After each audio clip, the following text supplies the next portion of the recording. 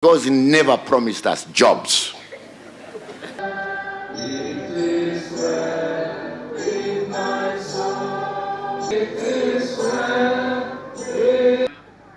Calling on the person to the bishop of ACK Muranga County, of eminent persons of Muranga, the governor of Muranga County,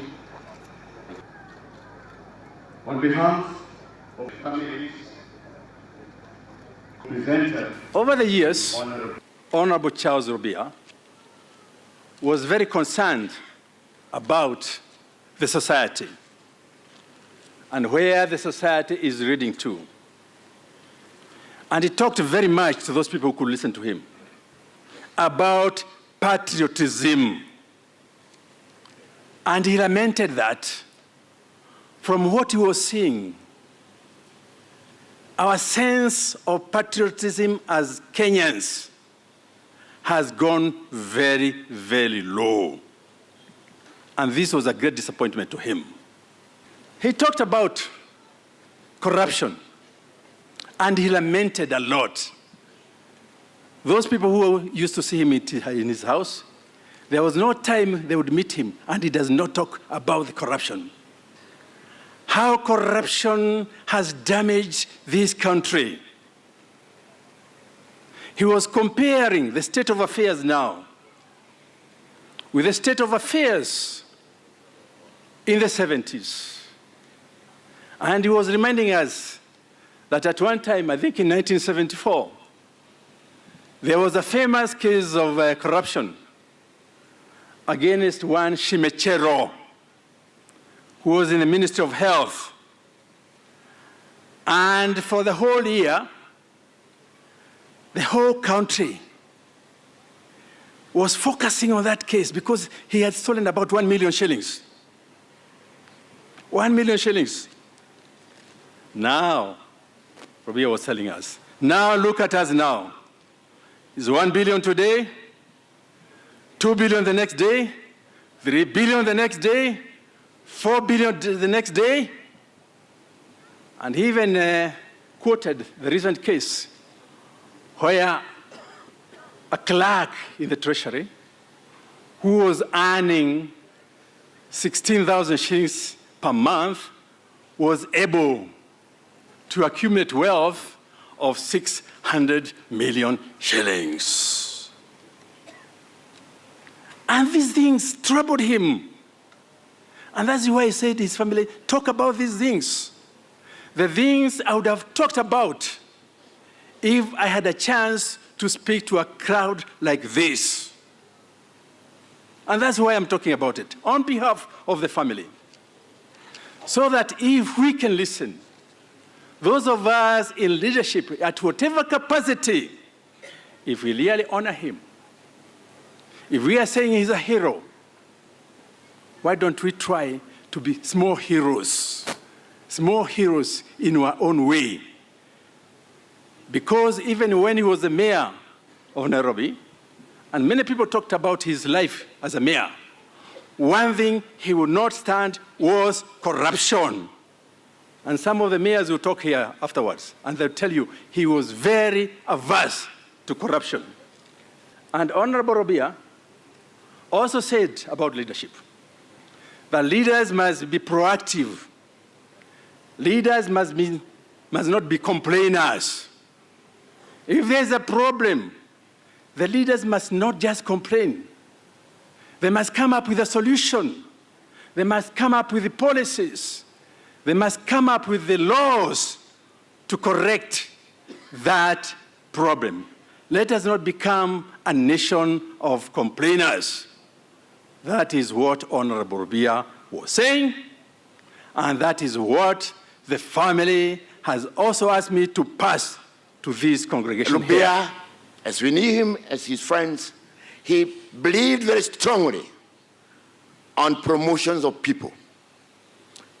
People promotion, not necessarily in employment, but giving them more value than he found them with. We knew him as one person who had 3 things that he would die for. or rather he would pay for any price. That is peace.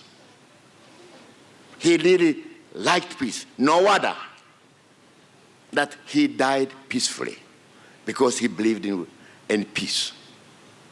That means he wanted this country to be as peaceful as it would be. He strongly believed in justice. And that's why during his political career, he occasionally fell into trouble, because when he witnessed injustice being practiced, he would always stand up and question why injustice was being practiced. He believed strongly on equality, equity. As the mayor of Nairobi, he believed that all races and all communities staying in that great city would enjoy the same opportunities like anybody else, and also needed comforts wherever they lived. Occasionally, when we talked to him as friends, he would be very bitter when he discovered, or rather when he noticed, that people are not offering solutions to what they consider to be the problem affecting our country. He thought, as leaders, they should be the ones looking for solutions, and even going to the people that they lead to advise them on how to resolve the problems that they were experiencing. He was a patriot. In fact, when he came to the school where I was, and you should not worry very much question me about the school, it's just like Chanjiro High School. It was then a very prestigious school. Because when he came, he made us believe that Chanjiro was better than Alliance where he had gone to. No wonder, Your Excellency, your CS for infrastructure is a student of that great school. And so is the founding chairman of Equity Bank. So it is Knowing a great Luka, school. He wouldn't want us to focus on him. He wouldn't want us to focus on the sadness of his death, but instead focus on the blessings that God gave him so many years on this earth. Many more years than Psalms 90 verse 10 talks about. He wouldn't want us to focus on the happiness in our lives. He would want us to appreciate each other and focus on our future. He would want us to stay united and be proud of the man that he was, talking about his feats to our children and our children's children. We will miss going to the house and finding him seated in his favorite seat, having his cup of tea accompanied always by a sandwich, with the telly on tuned to gospel music. But we have so many wonderful memories to hang on to, and that is what we should and ought to do. Today is a celebration of a great man, not mourning of a fallen hero, and that is what we would want everyone here present to acknowledge. A man known as Henry James said, "Sorrow comes in great waves, but it rolls over us, and though it may almost smother us, it passes and we remain." We mustn't allow sorrow to smother us, because we are sure Wuka wouldn't have wanted that. He would have wanted for us to remain in the hope that we shall meet him up one day in the land beyond the sky. From the book of Ecclesiastes, chapter 3, verse 1, and it says, and I read from the Good News Translation, "Everything that happens in this world happens at the time God chooses. He chose to take Wuka when he did, and ours is to accept it with thanksgiving. Each one of us grandchildren will continue to treasure Wuka's memory, to carry him in our hearts. In all things we give thanks. May God be glorified, and God bless you all." My grandfather was an extremely exposed man. He was an intellect. He was selfless and he was kind. And honestly, we were just in awe every time that he spoke. He was an educator, not just to ourselves, but to all those that had the pleasure and the honor of being around him. Kuka always said that his grandchildren kept him young at heart, and with that, he used to show us off to all his friends, and we were really proud of that, and he was extremely proud of us. And for that, those are memories that we do cherish and we will cherish for the rest of our lives. Guka, I can tell you, We will continue to make you proud. We will always remember him for his infectious laugh. He was an admirer of dogs, an advocate for equality, a lover of music, and most importantly, a patriot for our beautiful Kenya. One thing I'm most certain of from the bottom of my heart is that he's gone to a much better place, one deserving of a soul as precious as his. Guka, you were my role model, and I would do anything to sing with you one more time or just to hear you laugh. We thank you for all the beautiful memories and lessons that you left in our hearts, which we will cherish forever. Your guidance and unequivocal love will console us through to the end of our days. We will always miss you, and we love you, Guka. He was a great leader who was caring, generous, and a family man.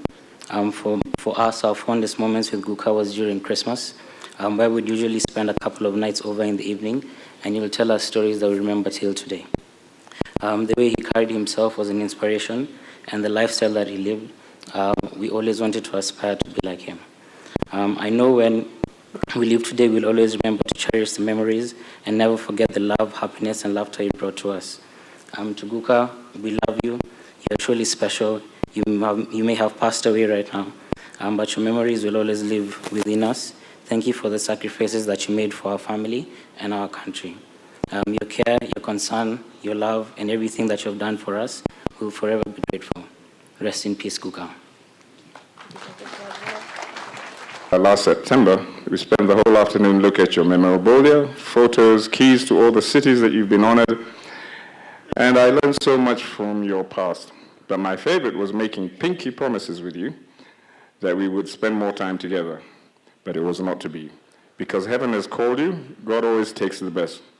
Though you have left us, my love for you will remain alive, and I will carry you in my heart.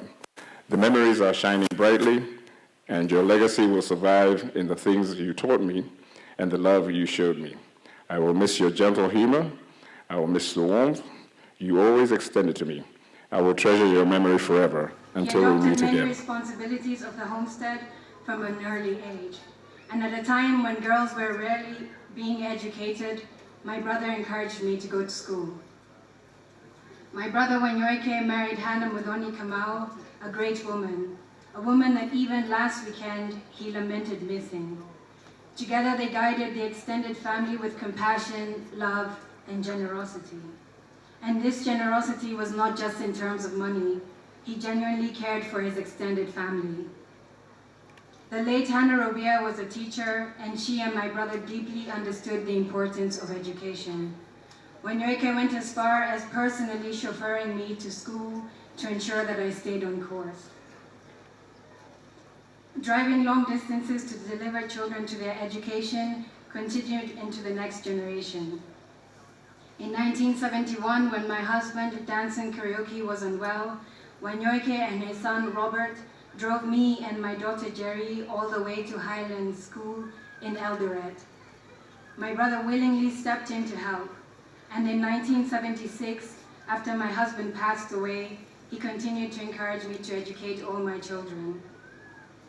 Wanyoike never abandoned the homestead, even after his parents passed away, nearing almost 100 years of age.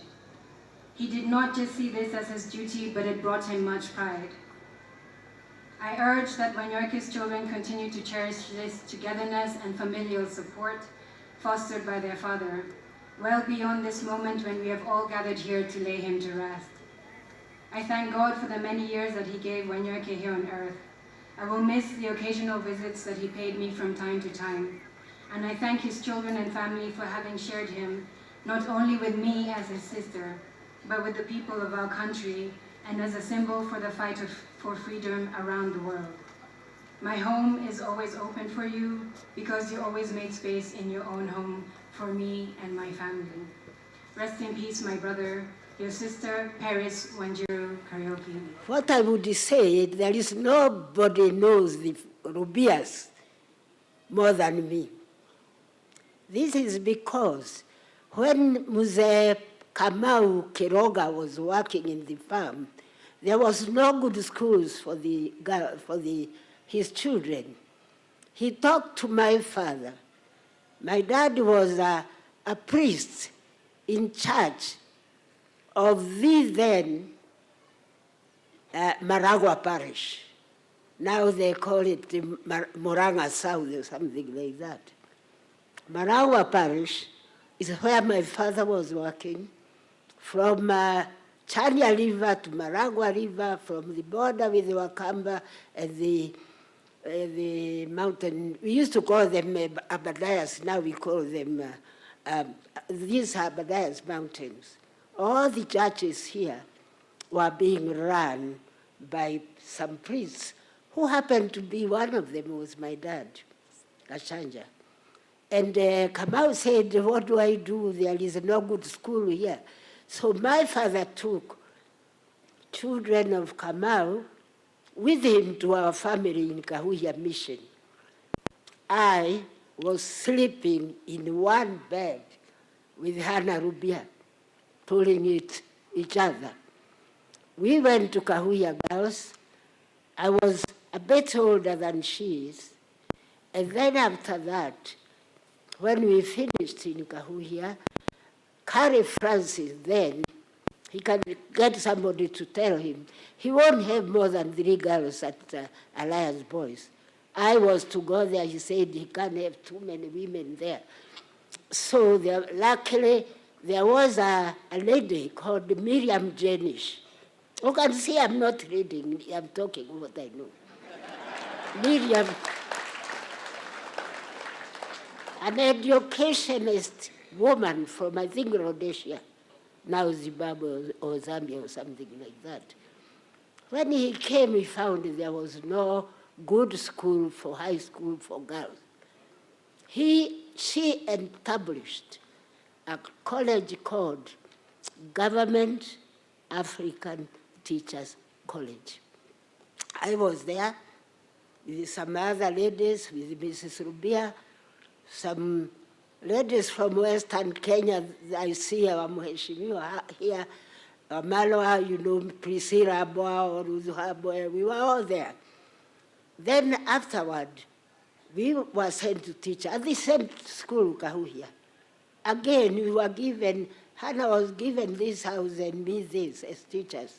She was teaching at practicing school. I was teaching at the teachers' college. We said, how can we be sitting like this? We left one room, we continued sharing one room, and her one other room, we made it a kitchen and a sitting room. Who would know Hannah Rubia than me? And then when this Rubia came up from all these places, he came there to look for his wife. There were many, many girls there. And when he came, he fell in love with Hannah. She was a very, very beautiful girl. She's a mixture of Gikuyu and Mukamba. Her mother was a Kamba. She was a beautiful, and don't know why we used to have all these long hairs. Girls these days, I think you use too much chemicals, it doesn't look good. Then, next time, Rubia is chasing Hannah sitting with me. Then he decided to marry her.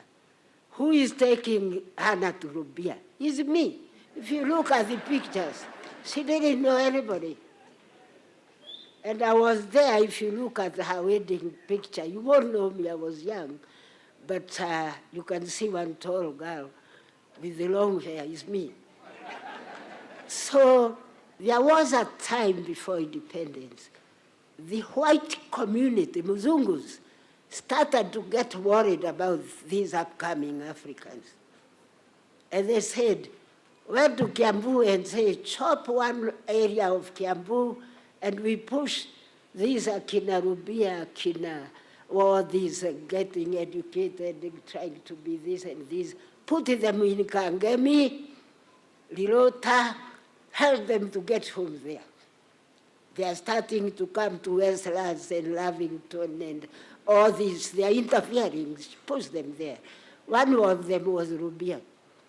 He took 4 plots and built a house. And they said, come, You can take a plot here. I took 2 next to them. You see?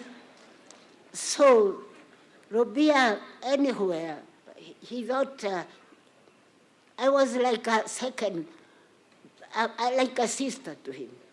If there is any problem, he shared with me. If you touch me, I go to share with him. And I would say, Nairobi was Nairobi when we were very big. Nairobi with exhibition outside City Hall. On Saturday, we go there to dance at night.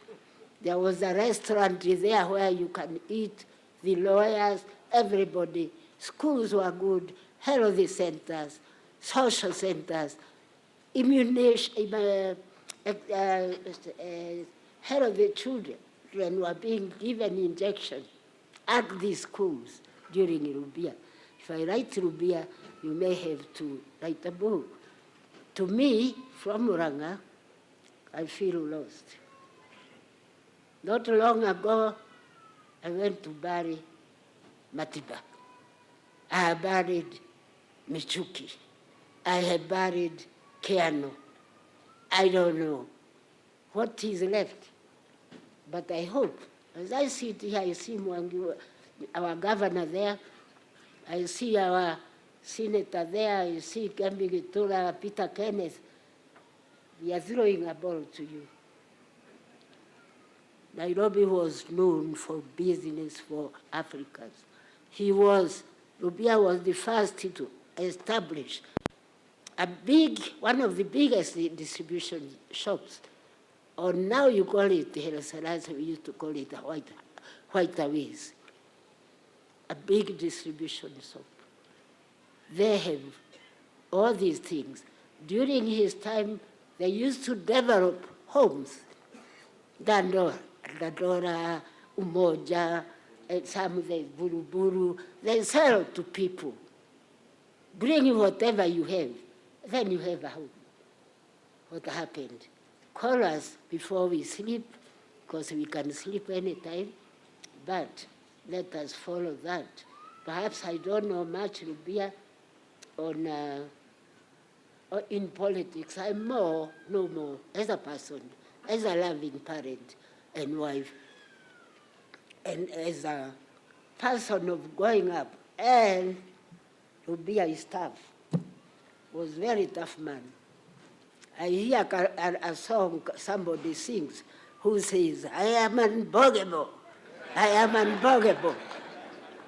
I say, that's like Rubia. You can't shake him. He was too tough for everybody. Let us pray that he sleeps in peace. As the Member of Parliament for this constituency, on my own behalf and on behalf of Kandara constituents, many of them who are here, this being Getura constituency, sublocation ya hapa Kabati na Getura, one of the wards in my constituency, we have 6 wards. We are obviously very sad for this moment. Although we celebrate 96 years, is not a mean achievement. Charles Rubia was a great man. He was fearless. He was smart. He was almost a perfectionist. A lot of accolades. And with all that, Your Excellency, he was fairly a humble person. In these humble beginnings of this constituency, there lies a great man.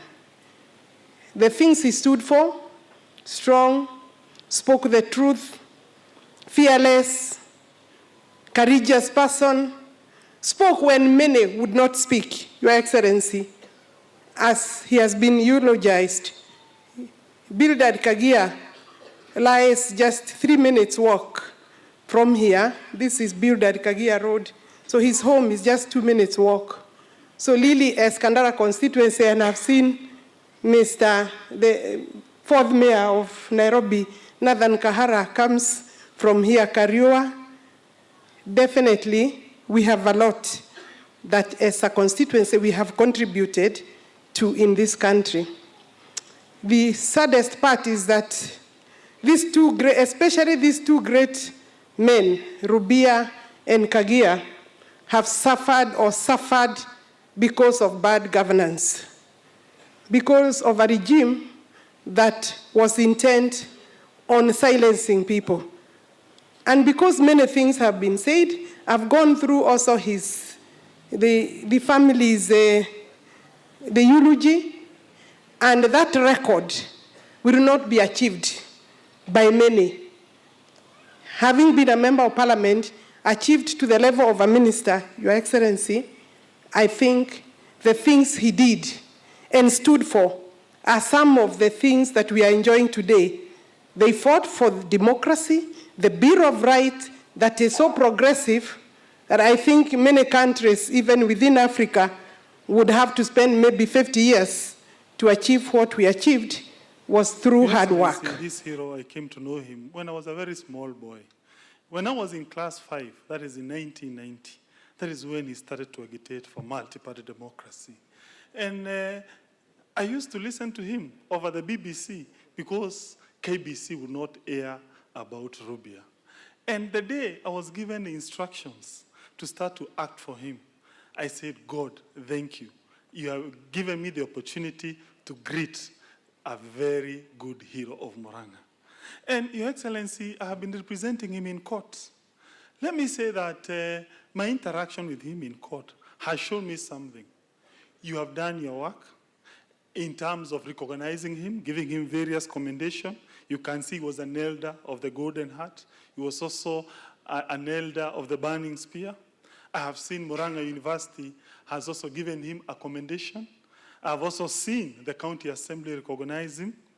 But there is one institution that has failed Rubia. Allow me to say it, the Judiciary of the Republic of Kenya.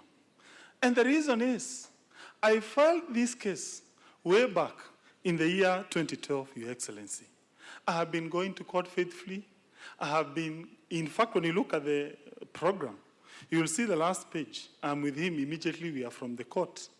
And one thing I realized is that we need reforms in the judiciary. Look here, Your Excellency. You have fought against corruption in the county governments. You have fought against corruption with members of parliament. We have seen members of your own cabinet going to face corruption charges before courts of law. But every time you take action against a judge, he goes to court and he gets a court order, he is free. Is that fair? How can Rubia file a case way back in 2012, and now, 8 years, that case is still pending in court? Is that fair? I may be talking about Rubia because he is here and he was a famous person. What about the poor women, the poor children who are going to court and they are not getting justice? If at all they can do that to Rubia, failing to have his case to be heard on a matter of urgency, what about the so many millions of Kenyans? And by the way, let me tell you, I have heard one member of parliament proposing that maybe we can create a fund, we immediately give you powers to give out money. But according to law, it is only a judge who can do assessment of damages. It is only a judge who can say, okay, you suffer this kind of injuries, you are going to get this kind of money. So therefore, for me, the injustice has been visited by Judiciary and Your Excellency. Please take action. Please, I will support your effort to clean up Judiciary to ensure Kenyans get justice in court. Muranga is a county of giants. And amongst the giants of Muranga, Rubia towers very tall. In fact, the only other giant from Muranga that they stand together with on the same pedestal is Kenneth Jindo Matiba. But there are so many giants from this county. I can say that probably Siaya compares very well, but we'll have to take an audit to know who has produced more giants. But allow me, Your Excellency, to say this, and I was motivated to say this from what the bishop was saying, and even earlier speakers were saying about patriotism. And patriotism is one of the foundational principles of our republic. Patriotism. And patriotism does not mean just love for country. It means loving your fellow citizens, loving thy neighbor. And Your Excellency, we are going through a very critical period in this country. And if you were to remember Rubia for what he stood for and what legacy has left us, we should take stock of what we can do in this nation to make it a nation of patriots. You know, the people in this country actually, in their very big way, but in a small ways because we don't see it, are patriotic. Over the Christmas period, I had a little party in my village, and we were presenting a member of the county assembly known as Oscar Omondi, elected in Kiambu. You know, people could not believe that you could have an MCA popularly elected in Kiambu. And those who were there in the days of Fodasili, there used to be a councillor in Muranga called Mr. Wino, who was a very powerful person in Muranga. If you wanted a seat in Muranga, probably you ended up in the house of Mr. Wino. And we used to come here and see him. So, Your Excellency, me, I would want to plead to Kenyans. We can talk politics, we can talk constitution. Countries have made experiments. At the times of Julius Caesar, they had what was called a consulate. They could not trust one person with power. You had to have a consulate. That didn't seem to work. Uganda has been through so many experiments. So, Your Excellency, what you have come up with for the Kenyan people to talk, please let us talk. As Kenyans, we are very easy to forget. We forget things very fast. I mean, what we are praising today is likely to be exactly what some of us, or what we are condemning. Charles fought for constitutional change. He was fighting for change. Charles was also fighting for people engagement, involvement of Kenyans in governance. And he fought together with his compatriots, and they suffered. Today, it's opposite. We had a regime which we had to fight, and that was then. I'm not criticizing anyone, but we had to fight for change. We now have a regime which is initiating change. Because the president, out of no push, he has put in front of Kenyans some constitutional proposals. That is through his own personal initiative. It had to take detention, torture, and a lot of fights, even street fights, for change to be initiated in this country. Then when we have a regime whereby the government can, on its own energy, its own move, initiate change and tell Kenyans, engage, and let us put together what is best for this country. You still hear mamas. So, kwani tunatakaga nini? Shida iko wapi? Tunataka kupigana so that change can come, or would rather have change through an able leadership which is saying, well, let's have a discourse. Let's agree, and then let the people decide. And I'm not talking BBI, but I'm also talking BBI, my friends, because that's a constitutional proposal that the government has put to the people. And they have again said, we still have no say, let the people of Kenya engage so that all those small and many things which we have been talking about, including even recognition of healers, all those things which are not light, we put them light without fighting and without detaining anyone. So, Your Excellency, you know, these things will keep happening. You continue. People are being detained for change to happen. We are now being offered change, and an opportunity to discuss out of government's free will. So I think as Kenyans, we need to really get serious so that we discuss, agendas which are rigorously and value-adding in nature. I think we need to get serious because we get too small at times, and then you wonder, what kind of a nation are we going to bequeath to our children, surely? So my request is, the best legacy, the best thing that we can immortalize Charles and others with is to make sure that we keep engaging, bringing change without necessarily having to resort to detentions and mimi street ningependa fights. kwanza kuchukua fursa hii kwa niaba yangu, kwa niaba ya familia yangu, na pia kwa niaba ya Wakenya wote kutuma rambirambi zetu kwa jamii yote ya marehemu baba wetu mzee Charles Rubia ambaye alituacha hivi majuzi.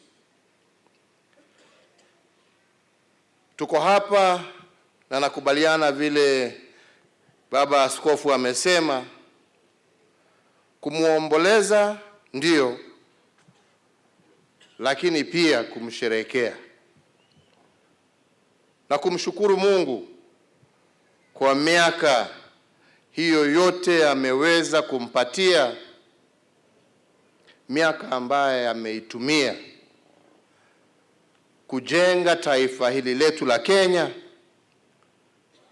kusaidia wananchi wa jamhuri hii yetu ya Kenya bila kujifikiria mwenyewe.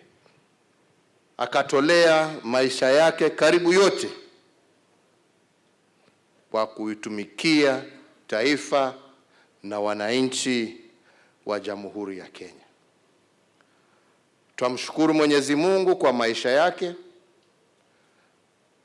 na tuko hapa tukimuaga, tukikumbuka yale yote ambaye ametenda kwa taifa letu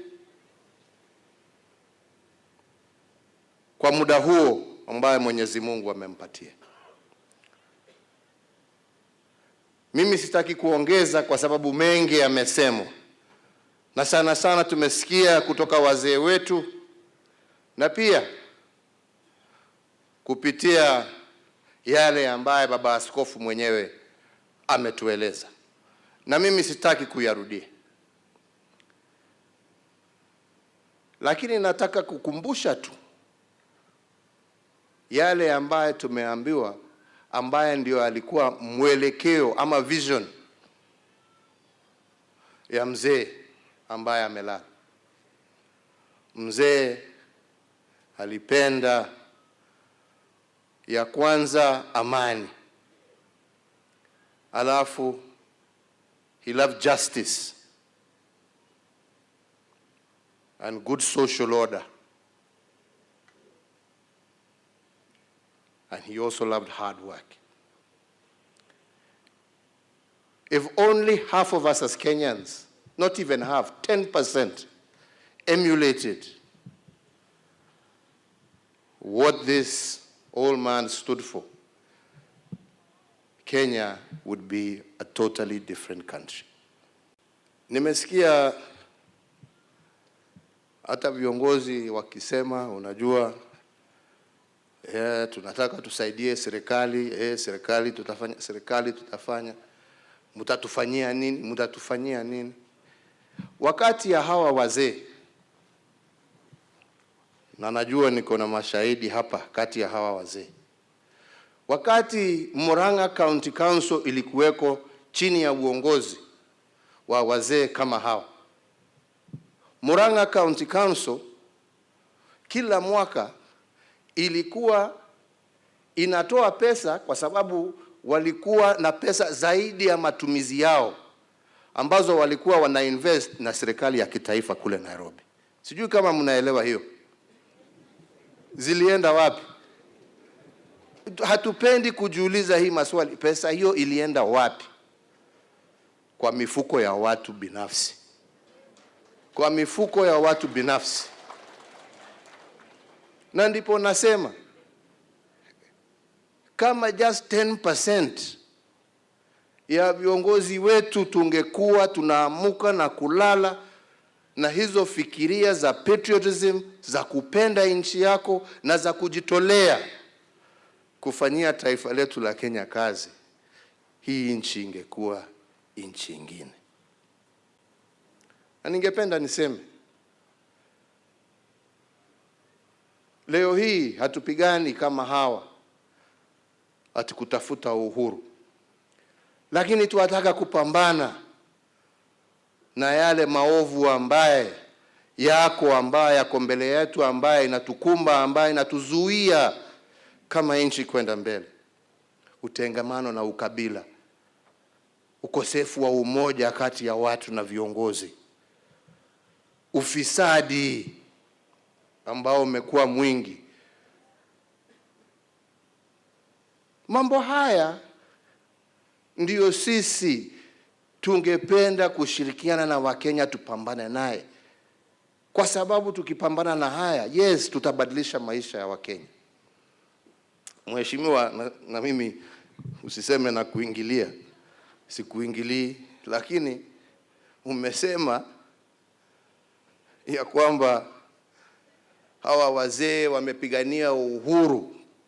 Na mimi nataka kusimama hapa mbele yenu niwaambie, huo uhuru walipigania kwa second liberation tunausimamia kikamilifu. Kikamilifu. Na hakuna mtu ambaye amezuiwa kusema yale anataka kusema, atembee barabara, apige duru zake, aseme. Lakini ombi langu kwa hawa ambao wanatafuta hii uhuru na ambao wako naye, jameni, tumieni huo uhuru kueneza amani na umoja kati ya Wakenya. Tumieni huo uhuru kueneza na kupambana na vita kati ya ufisadi.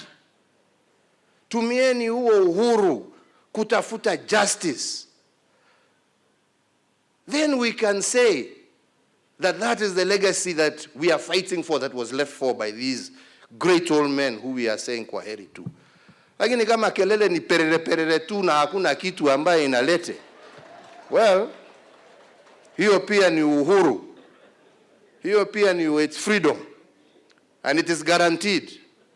Tunaweza kuendelea, lakini hiyo haitapambana na umaskini. Hiyo haitajenga hospitali. Hiyo haitajenga barabara, haitajenga shule, haitapatia vijana hawa wetu kazi, haitarudisha kahawa yetu, haitarudisha majani chai yetu. Yale ambaye ataturudisha ni kutumia huo uhuru, that freedom, to articulate issues that can make life better for ordinary citizens. Mundu uria uciaritwo ni mundu muka aikaraga o ihinda nyinyi na ni aiyirwo ni thina, akoraga nake agatuo ta igwa na ningi ndatengeraga tari kiruru na ndakindagiria na utume mwiri wa mwendwa witu na atuike wa kunyitanira nawe uhoro wa kuriuka gwaku ni undu wa uria twihokete Jesu Kristo na ni undu wa utugi muingi uria Ngai atuheaga wa nyoikerubia moko-ini ma Ngai ma tene na tene. Muhu nĩũcoke muhu na rũkũngũ ũcoke rũkũngũ na twĩna kĩrĩgĩrĩro kĩa manathi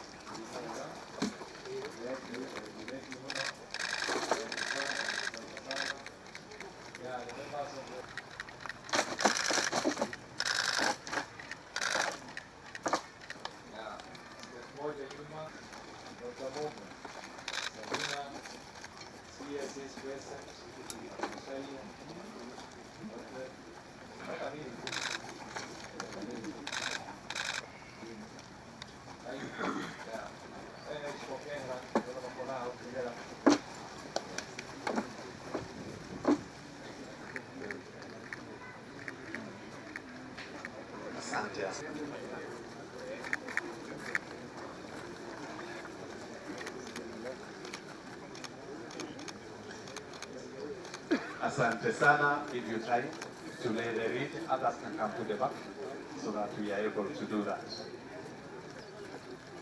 Asante. We can place the reed somewhere.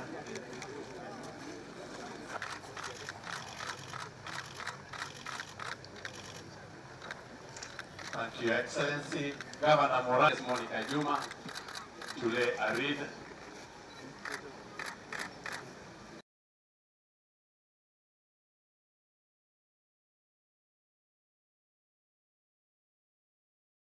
And the women rep kwa